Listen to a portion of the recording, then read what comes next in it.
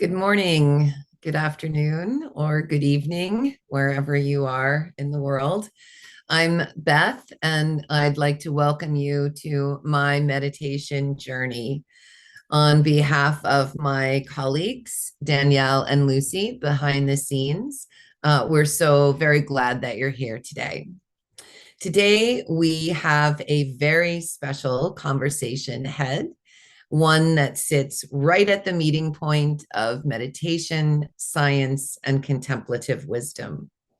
Our guests today are Dr. Richie Davidson and Dr. Cortland Dahl, and together they'll be sharing insights from their new book, Born to Flourish, as well as from their own remarkable journeys in this field. Today's event is only being streamed on YouTube. So you're watching us from there if you're seeing us at all. If you are watching on YouTube, please go ahead and drop a note in the live chat. We'd love to know where you're joining from today. And here's what we can expect from our program today. Richie and Cortland will have a conversation and speak about their book and their experience. And then we'll open it up for some questions. So if you have a question you'd like to ask, please submit it using the Q&A form that will be putting in that form link in the chat in YouTube periodically during the event. You can also scan that QR code real quick if you want and get that ready on your phone. Please feel free to submit your question in your own language. Our fancy form does the translation for us, but please do keep your questions short as possible and to the point of the topic today so that we can get a few more in. Now, let me introduce our guests. Dr. Richard Davidson, or Richie, is a psychologist and neuroscientist at the University of Wisconsin-Madison and founder of Healthy Minds. He's one of the world's leading researchers on the neuroscience of emotion, well-being, and meditation, with over 600 scientific articles and books, including The Emotional Life of Your Brain and Altered Traits. He's been named one of Time Magazine's 100 most influential people, and we are genuinely honored to have him here. And Dr. Cortland Dahl, Cort, is a meditation practitioner, scholar, and scientist who has studied and practiced for over 25 years. He holds a PhD from the University of Wisconsin-Madison, where he was mentored by Richie, and an MA in Buddhist Studies from Naropa University. He serves as executive director of Tergar International and chief contemplative officer at the Center for Healthy Minds. He's also a dear colleague and friend. Please join me in welcoming Richie and Cortland. Hi, Richie. Hi, Cortland. Thank Hi, you so Beth. much. Thanks so much. Yeah, Good well, morning. I will leave you to it. Thank you, Beth. And great to be with you, Richie. Great to be with so many of you around the world. I imagine we have people scattered across the planet. So wherever you are in the world, I hope you're having a wonderful day. Richie and I have been looking forward to this and are very happy to share a little bit of our own personal journey and some of the insights and things that we've written about in our new book, Born to Flourish. So we were just catching up about what we might talk about today, and I think there was two central things that we wanted to explore together. The first is something that probably seems like we shouldn't need to spend much time on it, which is what flourishing actually means. And it's the word that we might use in our lives, certainly a word that we hear. But there's actually some very important exploration to do about what that actually means in our life. And it's the kind of thing that can be easily misunderstood. So we're going to talk about that a little bit, and especially our own personal experience with it, a little bit on the science, around the science of flourishing. And then second, the title of our book, which is Born to Flourish.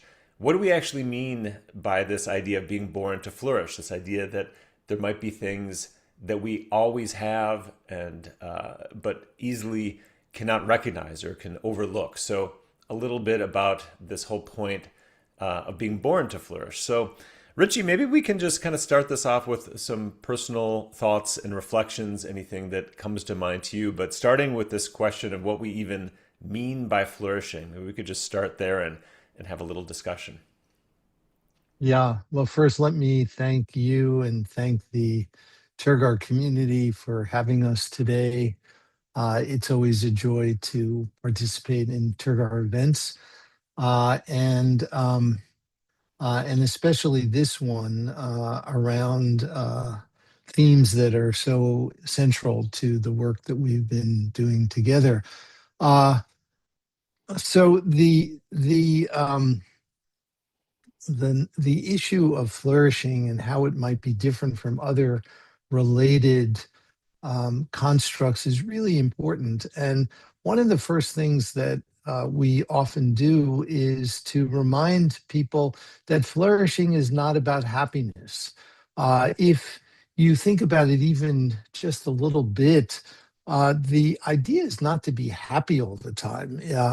That would be really weird and maladaptive if you were at a funeral, suffered the loss of a loved one, it wouldn't be appropriate to be happy at that point. Um, we have different emotions for a reason, and emotions like sadness serve a very important function. And one of our contentions is that it is indeed quite possible to flourish as you're sad. Um, and in fact, in encounters that each of us have had with individuals who have spent their lifetimes cultivating their mind, like the Dalai Lama, like Mingyur Rinpoche, um, we've seen them in situations where they have encountered loss, for example, and they're not happy. And yet, I think it's still appropriate to say that they were flourishing, that really, and this is one of the key elements of flourishing, that there's a kind of fundamental okayedness. There is a sense that anything can come down the pike and it will be okay. That there is a fundamental resilience that will enable us to encounter whatever may happen, and it will be okay. Um, and of course, for those of you who have looked at our book or tuned into some of the work that we've been doing over the last few years, you know that when we talk about flourishing, we talk about these four components or four pillars: awareness, connection, insight, and purpose. And so, in a more technical way, we can say that a person is flourishing when she or he is fully aware, shows up and is fully present, is connected to those around us, as well as to the, the, the overall context in place, is um, coming to this situation with insight into how the narrative, the expectations, the beliefs that they're bringing into this situation affect how they see the world, and is showing up with a strong sense of purpose. So those are all the key elements that we think of and have characterized as being essential to flourishing. Yeah, this is such interesting territory. I mean, I think we all have these moments in our lives where things seem to just be going well. Not necessarily things seem to be going well, but the way we're relating to what's happening seems to be going well. Like we kind of feel like we're at the top of our game or we're responding as we would like to. And of course, we have many moments where that's not the case, where something happens and we don't feel like we were at our best or we responded in our way in the way we would have hoped or would like to. But it's not always so clear why. what is it that is happening when we are at our best versus when we don't aren't necessarily at our best.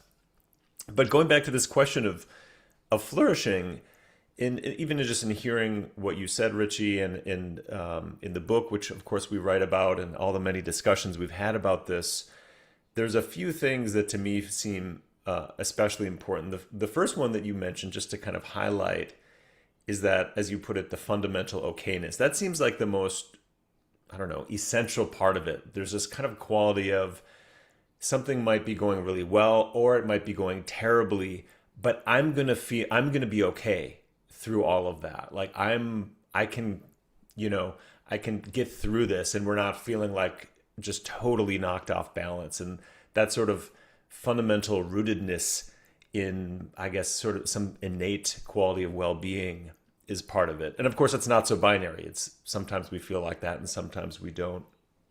The other part of what you mentioned, which seems so true to me in my life, is how contextual it is. What flourishing looks like in one situation can be dramatically different than another. For example, these days, my son, who's 20 now, well, my son CJ, he's off at college, and I just think of being a parent, and of course you have many experiences like this as well with your kids, Richie. With being a parent, there's a very interesting dynamic where, of course, if you had no concern about your kids, that would not be healthy at all. On the other hand, you can have a tremendous amount of anxiety as a parent, and that also is not healthy. So where is that balance between a healthy amount of concern and just outright anxiety, or something even more extreme than that? And I think as a parent, and we can see examples in other areas of our life, like the concern versus anxiety, it's sort of discerning, when something challenging might be happening, or just the fact that our kids are growing up in a challenging world. Like, of course, we should all be concerned, just given the state of the world and the challenges that we're facing as a species and that our kids are facing. So you want to be concerned. Like, I as a parent should be concerned about that. But when is that kind of slipping over into something where I wouldn't feel like it's appropriate for the context, or it's not healthy for the context? Like, now I'm just ruminating about something. It's actually not helping me be a good parent. I'm overly fixated on a negative outcome, or I'm overly worried about something. But I think in that context, when I'm trying to parent, actually it's a healthy response to have that kind of concern, which almost feels like it's pushing up against the edge of anxiety. I mean, it's not like I'm happy or joyful in a moment like that, but I need to be tuned in and concerned about what's happening. And so again, it's just a sort of what flourishing looks like in the context of parenting is very different than just being happy or joyful. Of course, you have moments of joy. So that moment of that piece of the contextual element is another piece. And then I think the other part we can discuss of this as well is just how easy it is to get focused on the negative qualities and the shortcomings of things. This will go into the sort of the born to flourish piece as well. But before we get there, maybe we could just talk a little bit about what the science shows. Do we have any kind of scientific perspective on what it means to truly flourish? Yeah, so yeah, those are all great examples, and we do have some scientific insights, but also it's important to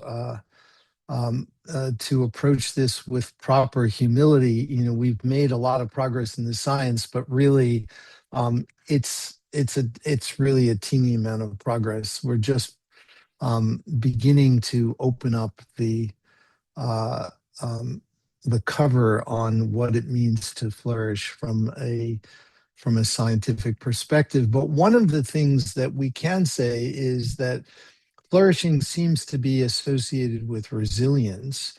And when we talk about a fundamental okayness and the notion that anything can come down the pike, so to speak, and we know that it's going to be okay. And just sort of parenthetically, one metaphor that I find very useful here is one that Mingyur Rinpoche uses all the time, and it's the metaphor of the sky and the clouds. And when we say that there's a fundamental okayness, it's we're really leaning into this notion that our mind and our heart are kind of like the sky, and the emotions and our thoughts are like the clouds, and we know that storm clouds will not fundamentally scar the sky. The sky remains pristine, and if we can lean into the background sky, we know that anything can come along and it will be okay. And so getting back to the science, the idea that anything can come along and it will be okay really brings up this idea of resilience. And one of the ways we think about resilience from a scientific perspective is that it's associated with the rapidity with which you return back to baseline following some adversity. So you can have some stressful life experience, as um, our friend Sharon Salzberg has said, something will happen, and to paraphrase the bumper sticker, stuff happens. Um, and the notion of resilience is that, yes, there'll be a response to that, but we can come back down to baseline quickly. And scientifically, we've measured that. We've measured that directly in the brain.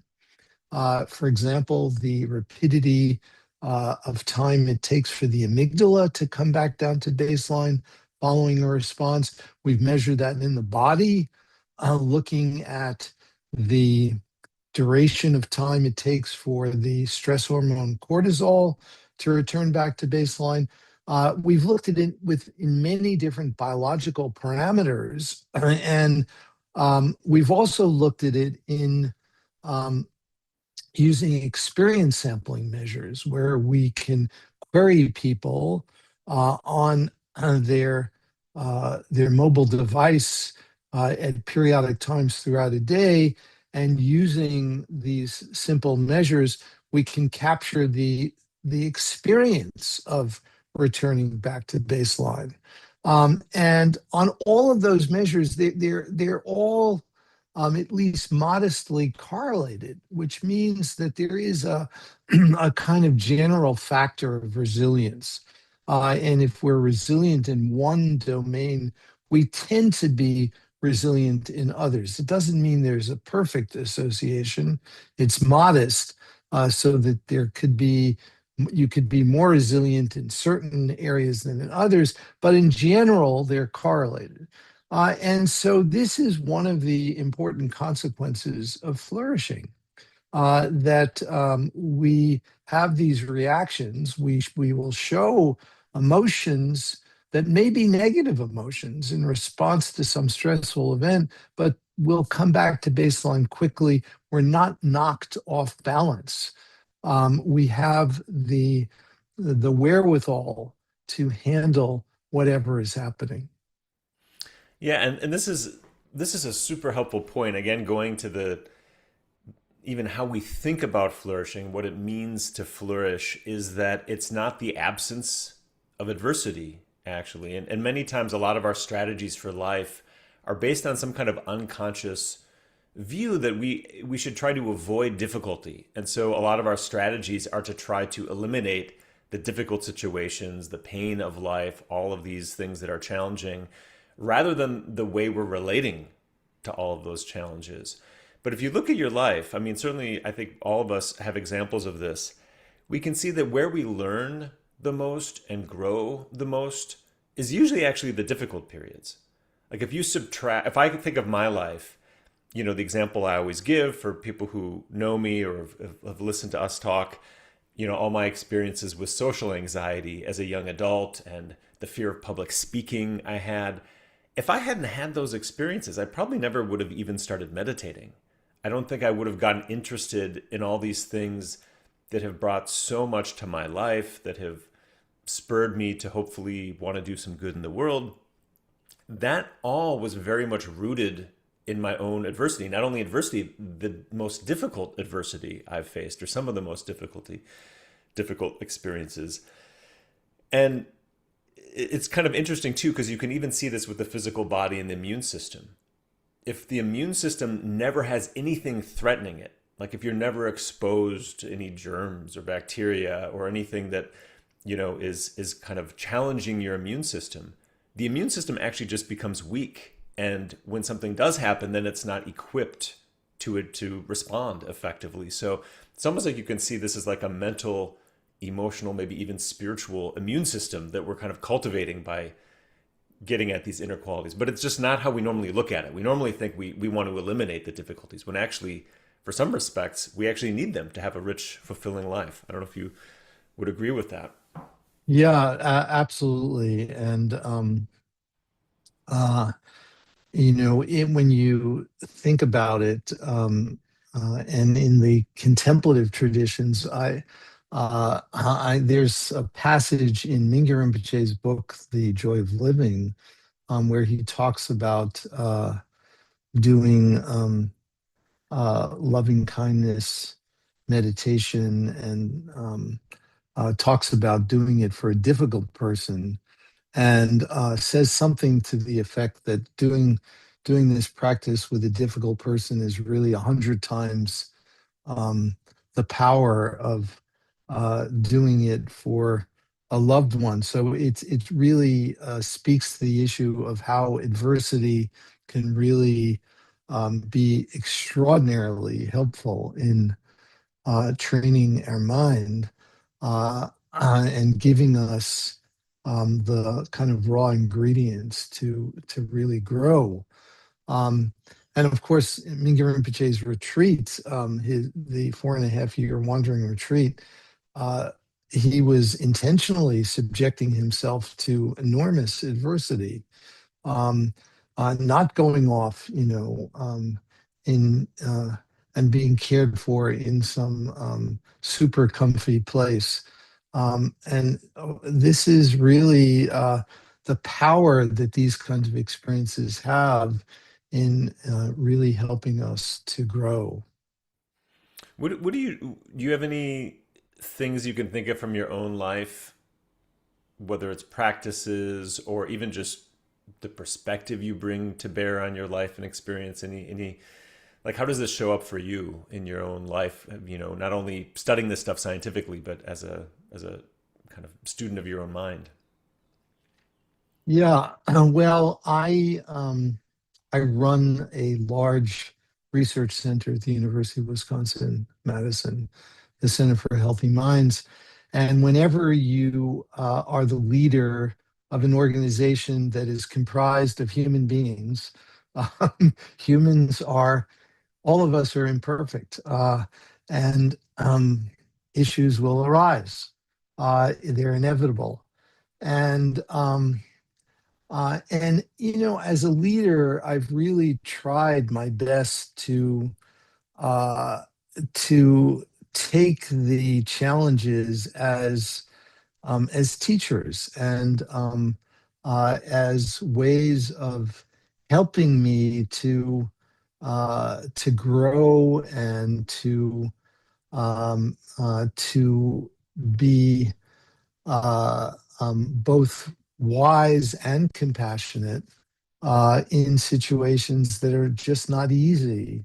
And I know that Court, you as a leader of Tergar have had similar kinds of challenges. I mean, it's just inevitable whenever you have an organization, even an organization, I mean, like the Center for Healthy Minds, which has this noble mission of um, cultivating well-being and relieving suffering through a scientific understanding of the mind. And Tergar has a similar noble mission. And even in organizations that whose mission is extraordinary and beautiful and benevolent, um, challenges arise. And this is where our practice, I think, is so vitally important. And not to shy away from these problems, but to really listen, to be open, and to discern what lesson may be here for us in these challenges. And in our own center, uh, I've had to deal with people who just were not quite fitting in and figuring out ways to ease their transition in a compassionate way to, some other situation that would be better for us and better for them. And those are not easy times. And I don't, I'm not happy during those times. But I feel like I'm really alive and I am harnessing all of the insights that I've gleaned from my practice and really trying to apply them in these complicated situations.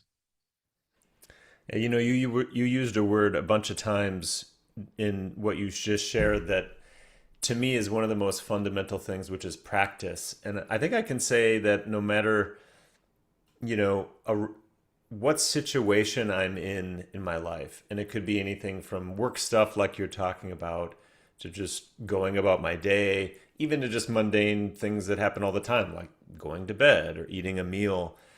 I think the baseline now, having been doing these kind of studying and on this path for so many decades, is really the quality of viewing it all as practice.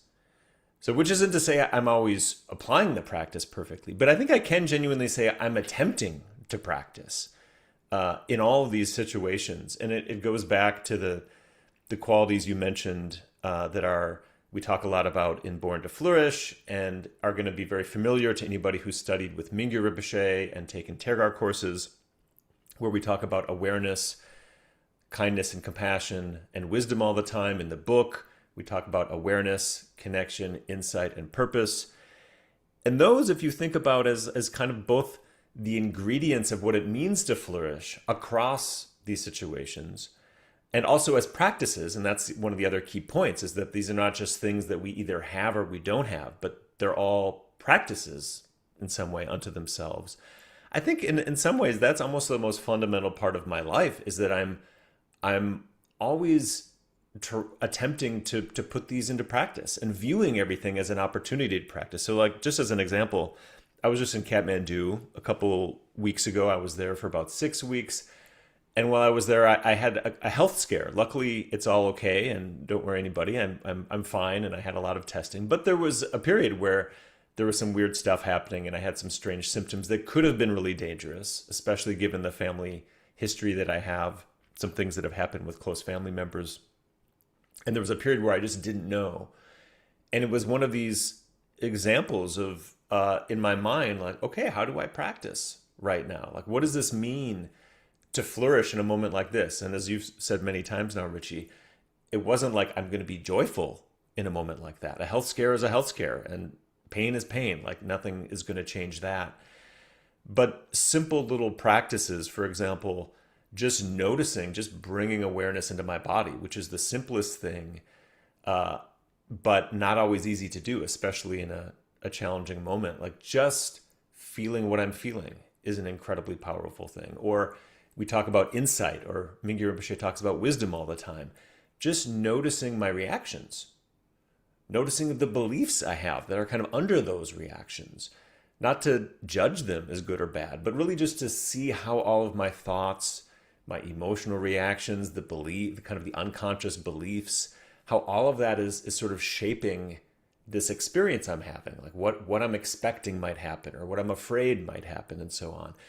Like, that's all, when we're just swept away by it, it's actually really hard. Like, just being hijacked by all that, that's where the suffering is. But when you start viewing it as practice, it's kind of like, it's never fun, but it's invigorating. As you said, it kind of brings you alive. It's like, okay, this is why I'm on this path. It's for moments like this. It's not to assume that somehow I can avoid moments like this. Like, I have a body. I'm going to get sick. I'm going to die one day.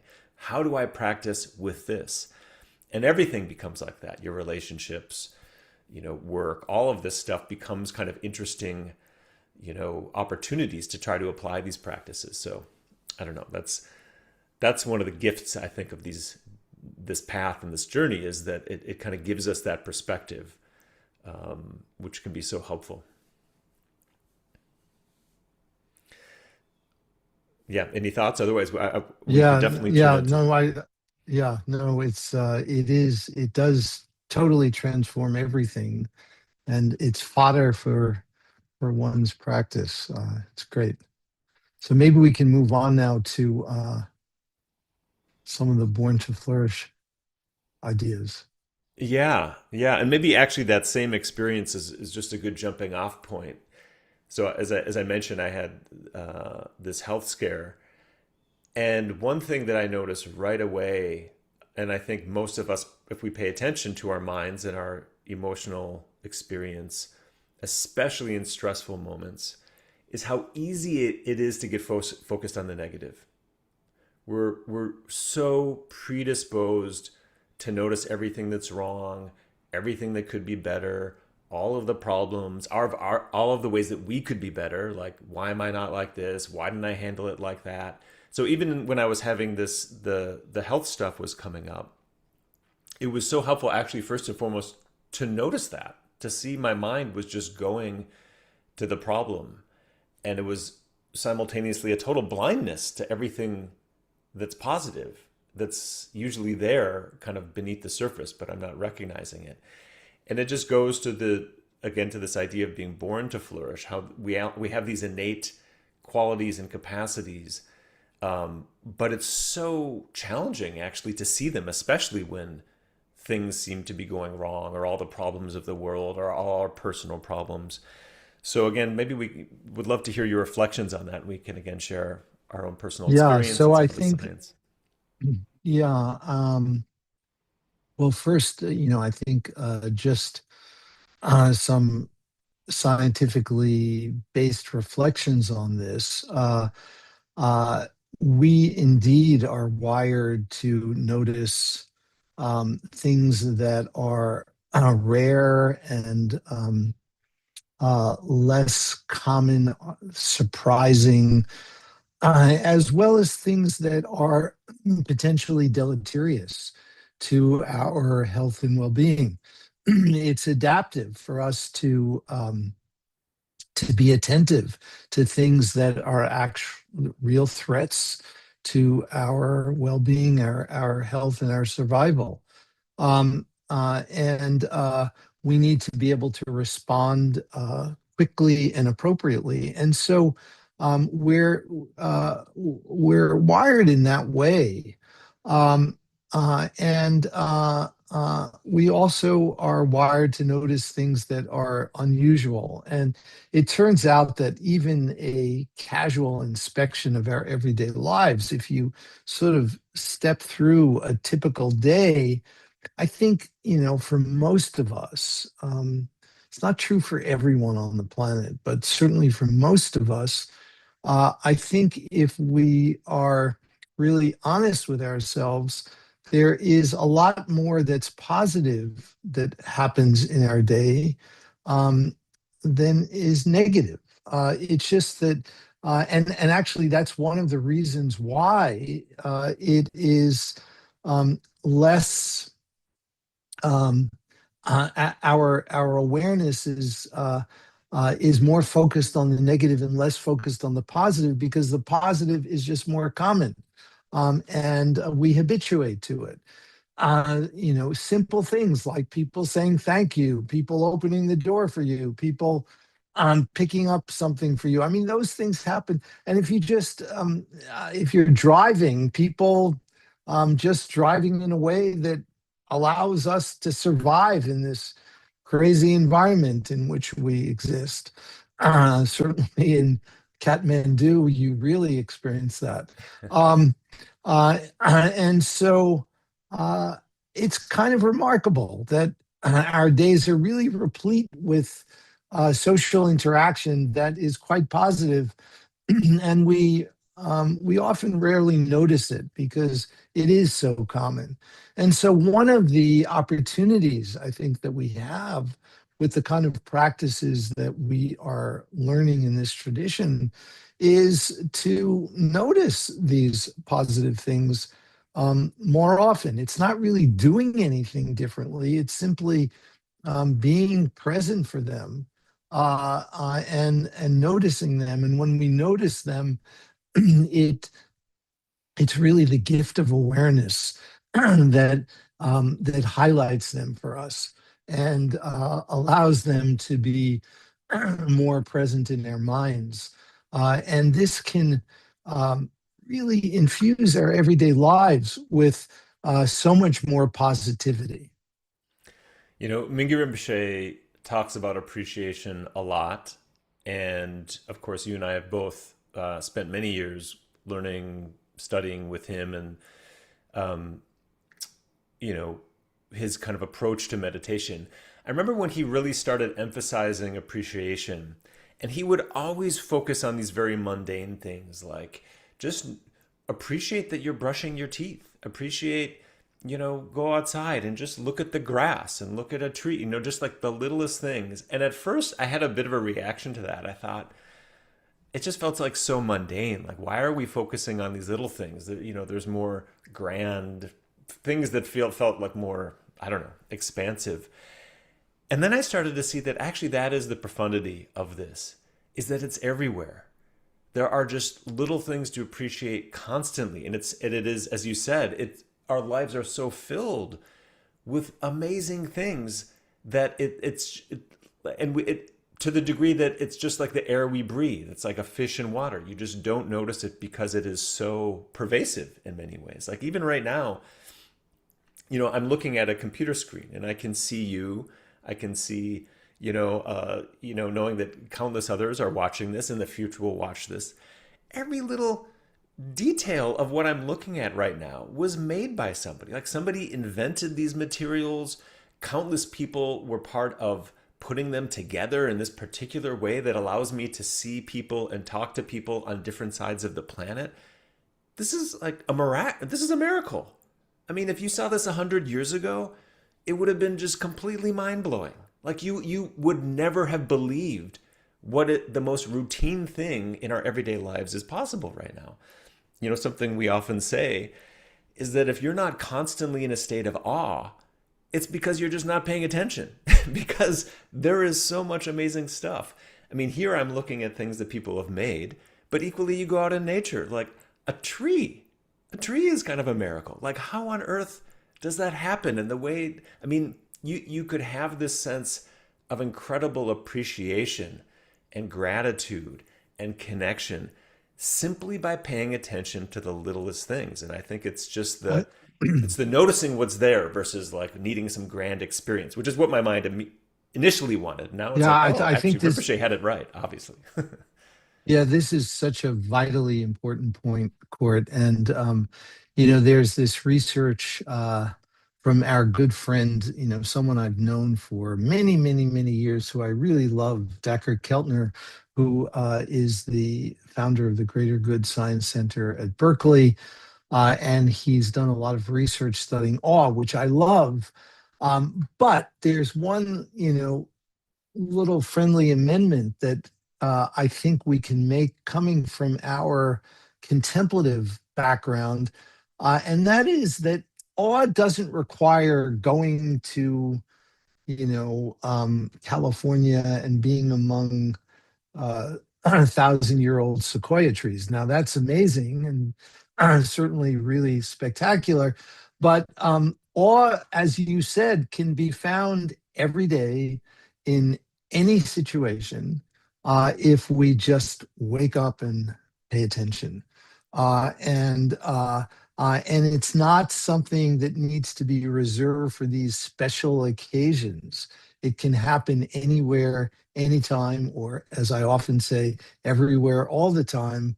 And it's really a matter of being connected and aware in the ways that we're describing.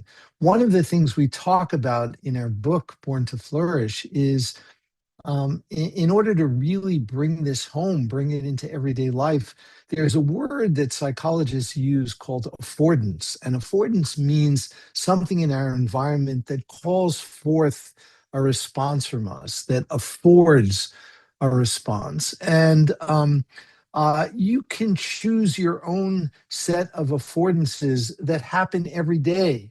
So, for example, for me, one of the things that I always do is around eating. We all eat several times a day. And this is a great opportunity to just bring our awareness to all the people that it took for us to have food on our plate. And this instantaneously gives us a sense of our interdependence. And also, it allows us to taste appreciation for all the people it took to have food on our plate. And this, is something that since we eat a couple of times, several times a day, we can have these hits of appreciation that really um, change the character of our day. And we can do this with many different things. And so the invitation is really find your affordance that happens on a daily basis and connect with that in a way that allows you to taste these qualities. Yeah, it's such a powerful way to relate to the world, and it gets at one of the fundamental elements of Buddhist psychology and Buddhist meditation, which some of the things we're talking about are rooted in, which is this idea of the view. We often think of like the practice we're doing if we're meditators, for example, but often it's our perspective. It's how we're looking at things and seeing ourselves that is the big shift. And even things that might seem to be negative, like we talked about, like it would be easy to hear everything we're saying now and say, oh, okay, we need to have this new perspective. And the old perspective of like focusing on the negative, like that's wrong or bad. But actually, nothing needs to change. It's just how we see all that. So even that orientation towards the negative, as you explained it, Richie, if you look at it in the way that you were saying, you can see that actually essentially a survival mechanism. Like that, the orientation to threat, the seeing the negative, the fixation on problems, like even that in some ways is almost rooted in love and care. It's our whole mind body system trying to protect itself in what can be an unsafe world. And so it's sort of like almost this higher order perspective that we can even see when we think we're neurotic or we're anxious or we're upset or we're frozen or stuck or whatever we feel. We can see all of that. It's just our whole system is kind of trying to stay in balance. It's trying to stay safe. And just bringing that view in a way is kind of the main practice. It's just remembering that there's something that's not broken amidst everything that feels like it's falling apart.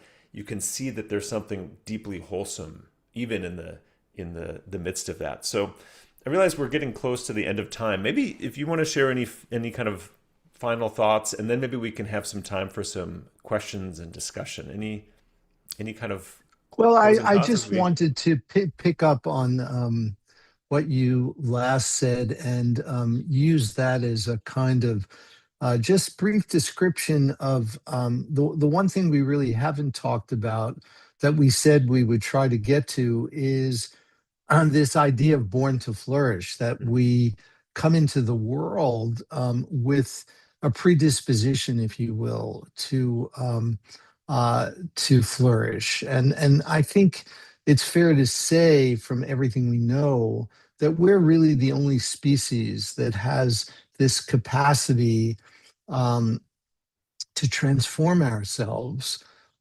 intentionally in the direction of flourishing, and we're oriented toward this. And so, one of the scientific examples that we talked about before we started uh, uh, that we agreed is a very compelling one is this notion um, of a kind of really, for lack of a better way of saying it, a kind of innate compassion, a disposition to help relieve the suffering of others. And so, from our own research, we many years ago we did a lot of work in early development, starting at birth and over the first 3 years of life. Um, and one of the experimental situations that we studied was a very simple and realistic one. And there was the scenario was a parent brought a toddler who was the age at which we studied them was about 2.5 years of age. Brought this 2.5-year-old into the laboratory, and the parent was there, and there was an experimenter with the parent. So there were 3 people in the room, and the experimenter had one of these old style clipboards. I don't even know if all of you who are viewing this know what I'm talking about, but there are these clipboards that have a hard surface, and they have a big um, clip at the top to hold a piece of paper. And so you have a hard writing surface so that you can write on the piece of paper against this hard surface, and the clip holds the paper in place. And the experimenter had one of these clipboards and opened the clip and then feigned getting his or her finger stuck, caught in the clip, and said, ouch, and expressed this pain from the clipboard. And did this in front of the child. And we studied about 400 toddlers. Um, and it's really quite remarkable and we were videotaping them, and it's quite remarkable to see the range of responses. But what we saw is that about 80% of the children at 2.5 years of age did some gesture that clearly was unambiguously interpreted to relieve the pain of this person who supposedly got their finger stuck in this clip.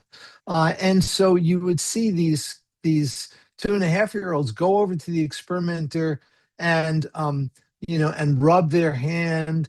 Many of them went over and kissed the finger. They were strangers, but they went over and kissed the finger of this experimenter. And this is at 2.5 years of age. And so it's really a powerful example of this kind of innate propensity for most children to want to do something to help. It's just natural. They don't think about it. It's very spontaneous and very apparent. So And we this is could, what we really mean by born to flourish.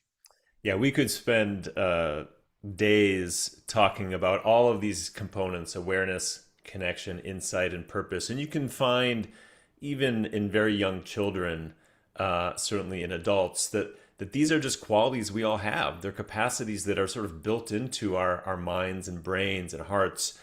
And the practice is, so it's not fixing anything, but it's just tuning into these frequencies that are already there. And really, that's what the practice is. It's just learning to see what's already present. So I imagine we have a lot of great questions and comments coming on. Beth, maybe if you want to hop back on here, we'd love to hear if anything's coming in via the chat. And of course, if you have questions that you haven't asked, you feel free to put them in the chat there in YouTube. We'd love to hear from you. Yeah, thanks so much, Cortland. Actually, we're sharing a link. We ask people to use that link to submit their questions so that we can get them all in one place. And that link is in the chat in YouTube. So the first question kind of flows pretty well from how you just summed things up, Cortland. Awareness, connection, insight, and purpose aligns perfectly with classical practices in Buddhism, such as shamatha, loving kindness, insight, and motivation. During your research at the Center for Healthy Minds, did any other distinct well-being pillars emerge? Or is it your view that all causes of well-being can ultimately be bucketed under these four? Richie, you want to kick this one off, and I can share some Sure. thoughts? Yeah. Happy to. It's a great question. And uh,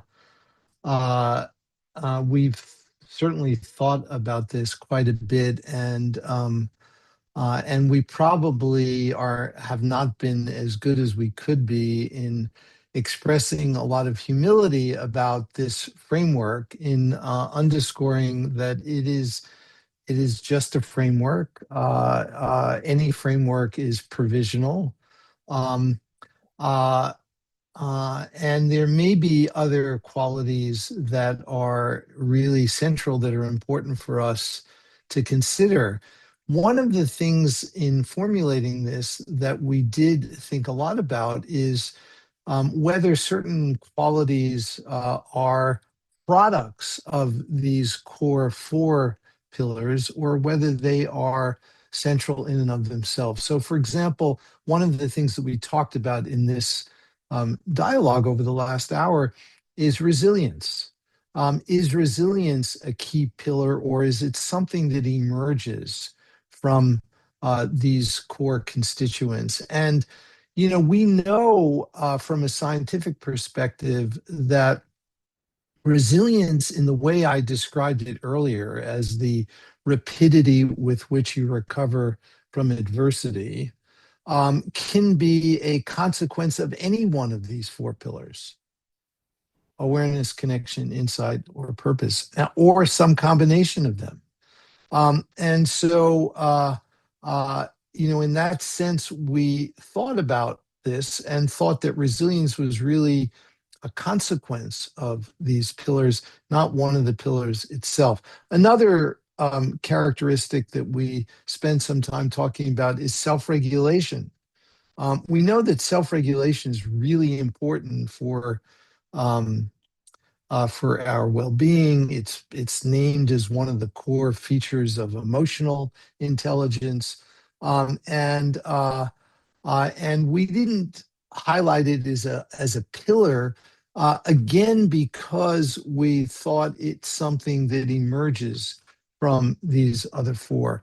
Now, in the future, it may be that when the science progresses, we think it's reasonable to include some other pillar, and that's perfectly fine. But we were also guided by the contemplative traditions, and we wanted to come up with a small number of key components that were overlapping between what we knew from modern science and the wisdom that we can glean from the contemplative traditions, particularly Buddhism. So that's how we came up with these four.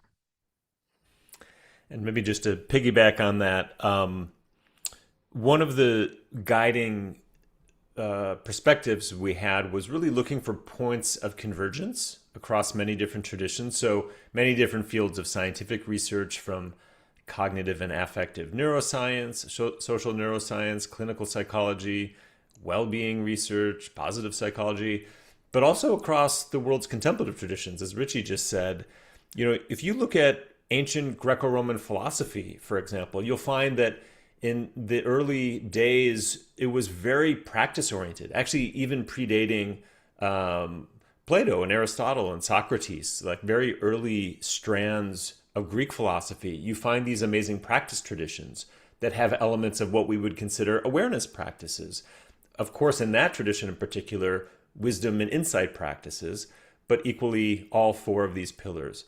Similarly, you can look at Christian mysticism, Judaic and Islamic mystical traditions, all over Asian contemplative traditions. You find elements of all four of these dimensions of awareness, connection, insight, and purpose, really across all these different traditions. So that was kind of what we were looking at. And of course, again, as Richie said, almost certainly it's more complicated and there's other factors as well. But these four in particular, there's just so much both scientific evidence and examples in the world's wisdom traditions that you can just see that there's broad agreement that all four of these are vital for flourishing and that they can be trained. Thank you. Another question came in asking that given that there are different types of meditation, is there one type that correlates more strongly with strengthening the four flourishing skills? Yeah, we You actually should wrote go a whole first. yeah, we wrote a whole paper. In fact, the first paper that we wrote together with our colleague Antoine Lutz, who now has his own neuroscience lab in France, we published a paper called Reconstructing and Deconstructing the Self, which was exactly on this. And it kind of outlined three different families of meditation. You can check out the paper online. It's available online. But basically, it kind of showed how you have totally different forms of meditation, some of which are primarily around attention and awareness, some of which are nurturing and strengthening and developing positive qualities. So that could be kindness and compassion, appreciation, but it could be devotion, it could be patience, it could be any number of kind of positive qualities. And then the third, so that we called the constructive family. And then a third family called the deconstructive family is more related to wisdom and insight. And that's where you're kind of investigating, exploring, analyzing, breaking things down, understanding them. And so they're quite different from a practice point of view, and they relate in different ways to these different dimensions of well-being. So there are literally thousands of kinds of meditation and forms of meditation. I think you can categorize them into families as we've attempted to here, but yeah, it's quite fascinating because they're quite different practices. When you actually do them, they're quite different, although they all are meditative practices. But Richie, what are your thoughts? No, I think that's perfect. Well, thank you so much. We're just about out of time. So before we wrap it up, are there any final comments that either of you would like to add? Well, I'm happy to go first. One of the there are two really simple takeaways from the book that we wrote, Born to Flourish, that are worth underscoring. One is that it's easier than you think. And I think that some of the everyday examples that we provided hopefully illustrate how flourishing is really accessible. We don't need to be in a special place. We don't need to be in a special posture. We can really harness everyday life and engage with all the opportunities of everyday life to flourish and to connect with positive qualities in others and so forth. And it's very available. The second insight, which is related to the first, is that flourishing is contagious. We love to be around people who are just sending out positive vibes. And it turns out that we've done science around this. We don't have time to talk about it now, but it actually benefits people. And so our intuition that we feel better around certain other people is actually borne out in the science. We actually not only feel better, we do better. And this is kind of remarkable. And it really helps to make the case for doing this on a wide scale. So just to add a couple thoughts. The first is, I mean, I think it's probably obvious that Richie and I are both incredibly passionate about this, not only because the science is so interesting and compelling, but because this stuff has changed our lives and it's such a huge part of our lives. I think they probably already posted a link online to our book site, but if you go to flourishingbook.com, we also have a reading list like of some of the books that inspired us. So if you're just interested, in addition to our new book, the books that influenced and shaped our thinking about everything we're talking about here, you can get that reading list. And also we have a kind of a basically kind of a list of some of the daily rituals and practices that we use that are kind of our go-to practices. So You can find all of that for completely free at flourishingbook.com if you want to both learn more about the book. And I think many of you have probably already read it. We've heard from so many of you over these past couple months since it came out.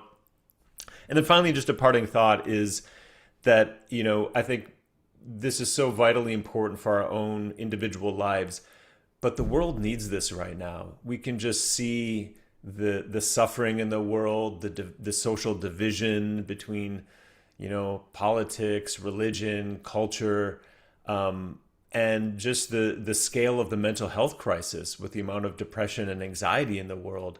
This is really not a luxury anymore. This is something that's vitally important and needed by the entirety of humanity. So I think all of us together hopefully can just help share these practices and ideas and principles however we can, most importantly, just by practicing them ourselves. So maybe just to end on a note of gratitude, if you're watching this, it's because you're interested in this and because you've brought this into your life or you're doing so. And I think that's the most important contribution we can make, is just hopefully by training our own minds and opening our own hearts that we can bring a little bit more of this into this very troubled world. So just thank you for everybody to do your part in that. Thank you all. Yes, thank you so much for being here today, Richie and Court. And I want to also give a plug for the audio book version, because I know that the two of you did your own reading of the different sections of the book. So for those of us who know you well, I think that adds a little extra level of interest and connection. So so thank you once again for your time and for all that you do to support our community and the world. And I have a couple of announcements to make for the audience. So we could just say goodbye to Court and Richie now. So thanks again. Bye, everyone. Thank you. Thanks so much, Beth. Thank you all. Thanks. So if today's conversation resonated with you, Richie and Cortland's book, Born to Flourish, is a wonderful place to go deeper. I think we have a slide that shares the information. So it really brings together everything they've been discussing: science, contemplative wisdom, and what it actually means to flourish. And you can find it at flourishingbook.com, as Cortland mentioned.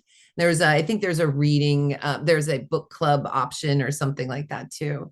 A lot of resources there. Next slide, please. So this is about a meditation workshop. We have an upcoming live workshop with Mingyur Rinpoche on anytime, anywhere meditation, July 18th and 19th.